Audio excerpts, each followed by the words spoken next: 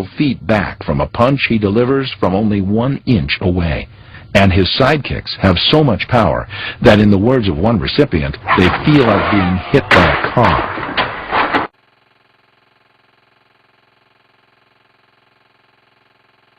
Magic system, the only secret to martial arts success being a willingness to train hard enough to cultivate one's own innate abilities. Taking matters into his own hands. Now I want you to feel the difference when I put my body behind the kick. When I count to 3, exhale, strong. I'll be kicking you.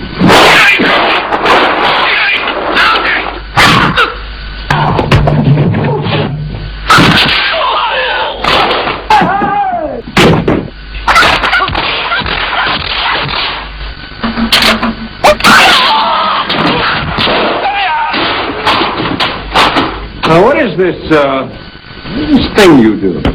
In Cantonese, Jeet Kune Do.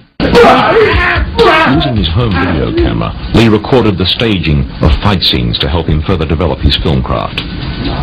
This rare footage shows Lee practicing with his friend and student, James Coburn.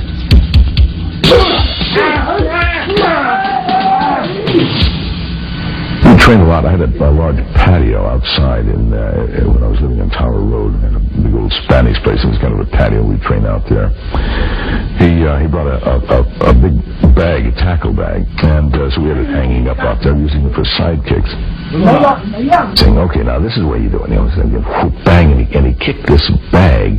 I guess it was about a 150-pound bag, and it went flying out. Busted it in the middle. It went flying out into the lawn.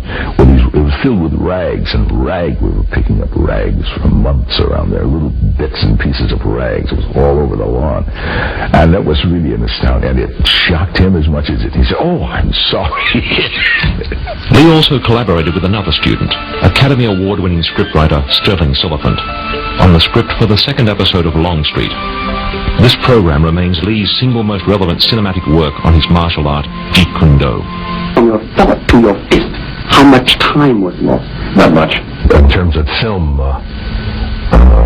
the distance from taking a swing and selling it to the camera, you could be, pretty far away, but sometimes it gets very close. Well, I do remember the fact that the cameraman saying, "Oh, fellas, hey, we have to slow this down. I know it'll look terrific on camera, but when we come in close, we have to really slow it down. Otherwise, it'll never sell. Nobody will see anything." In Hong Kong in 1971. I liked his attitude, because he would go somewhere, and if he hit a brick wall, he'd just change direction, go around it. Because he excited Raymond Chow. He was on a talk show, I think, when he first came to Hong Kong. And there was a Japanese guy on there that was doing tug-of-war, and he could sort of put his chi down this way and hold 3 or 4 people. And Bruce was on the same talk show, and they said, "Well, you're a strong man, Bruce. Why don't you try pull this guy off his mark?" And Bruce said, "That's not what I do, but I can knock him out." And the Japanese guy went, "Whoa, whoa, whoa," and Bruce just knocked him out. And then Raymond saw this and called him up, and that's how they got together. Tony Lau Wing played a major role in The Big Boss. He recalls Bruce Lee being challenged by one of the local Thai fighters. 佢講服咗㗎武術導演，咁嗰個武術導演有好多泰國嗰啲武師，嗰啲武師就係玩泰拳嘅，咁就冇搞錯啊！你仲叻過個武術導演。OK，come on， 你咁打得同我打啦咁，即係啦，真係埋去即係 OK。嗱，我而家打你，即係咁對住我而家打你，睇住，準備我打你鼻，嘣！即係你知道佢你而家打我，你而家到啦，好快嘅，即係佢手腳係好快去做，即係我哋好信嘅一樣嘢，佢係可以係。Lee returned to the United States to appear in 3 more episodes of Longstreet.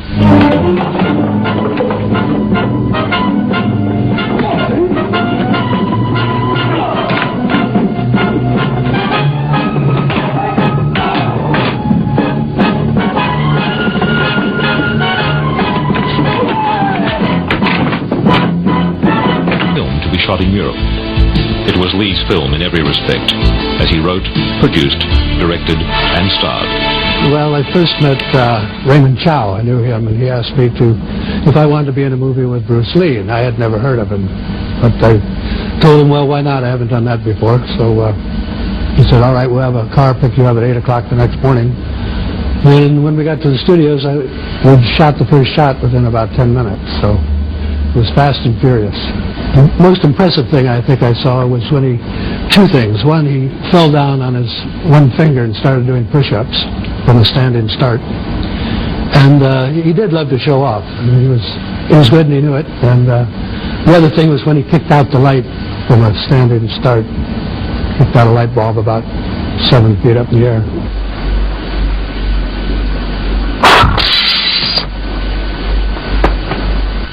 Many rate Lee's battle with Chuck Norris as the greatest ever martial arts fight sequence to be presented on film.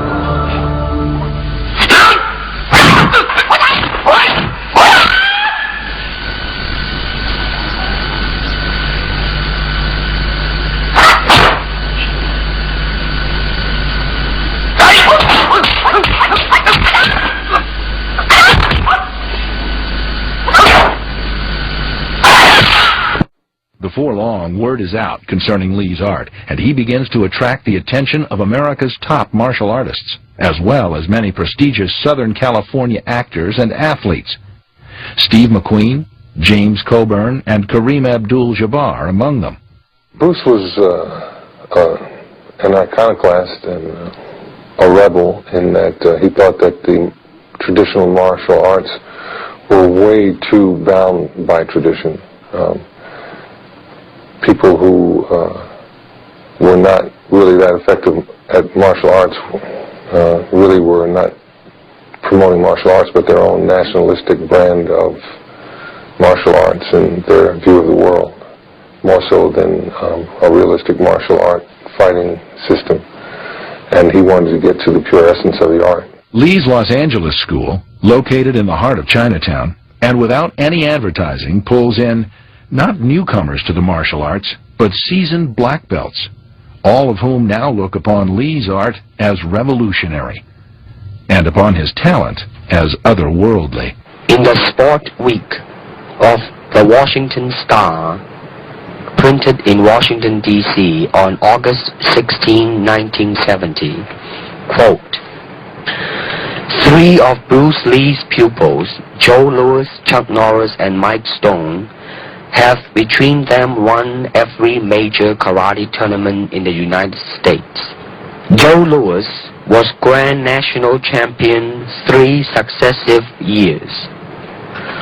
Bruce Lee handles and instructs these guys almost as a parent would a young child, which can be somewhat disconcerting to watch. It's like walking into a saloon in the Old West and seeing the fastest guy in the territory standing there with notches all over his gun.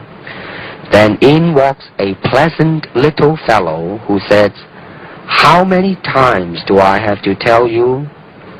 You are doing it all wrong." And the other guy listens intently. Unquote.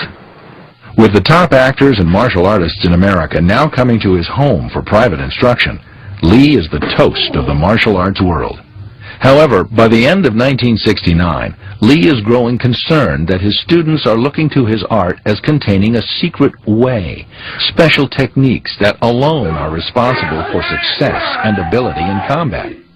To Lee, there is no such thing as a magic system, the only secret to martial arts success being a willingness to train hard enough to cultivate one's own innate abilities.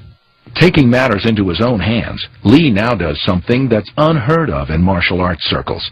In January of 1970, at the very height of his popularity and reputation in the martial art world, he closes all 3 of his Jungfan Gung Fu schools. When Bruce closed the schools, he felt he was unburdening himself of having to prove through his students that his system had merit. He didn't even want to get into that. He wanted them to evolve and teach, but it was not a thing where you have to teach what I taught. You have to teach what you learned. And that's going to be more than what he taught, hopefully, for the students that understood what he was doing. Yeah, Lee's going to teach me all this. I cannot teach you, only help you to explore yourself, nothing more. The young man is openly critical of the traditions and limitations he sees as inherent in the martial arts as they're currently being practiced in America. He believes they lack a solid grounding in reality, consisting of rehearsed self-defense routines that are employed in predictable and patternized rhythms. He notes that real combat is spontaneous, not rehearsed, and is made up of irregular or broken rhythm that a martial artist cannot anticipate, only respond to. Even the championship karate tournaments of the era are non-contact affairs, settled not on knockouts, but on an accumulation of points awarded for blows that never touch an opponent. A victory is determined by a team of judges who conclude which combatant would probably have hurt the other combatant the most had contact been allowed. Lee has no use for such styles of pseudo-fighting, which he calls organized despair and dry land swimming. In 1967, Lee introduces the concept of full contact sparring at the International Karate Tournament in Long Beach, California. Defense is not emphasized in his new reality-based method, as this would be allowing one's opponent to set the tone and tempo in a real fight. Instead, the focus of Lee's new approach to combat is on attack, or more precisely, on intercepting the opponent's attack.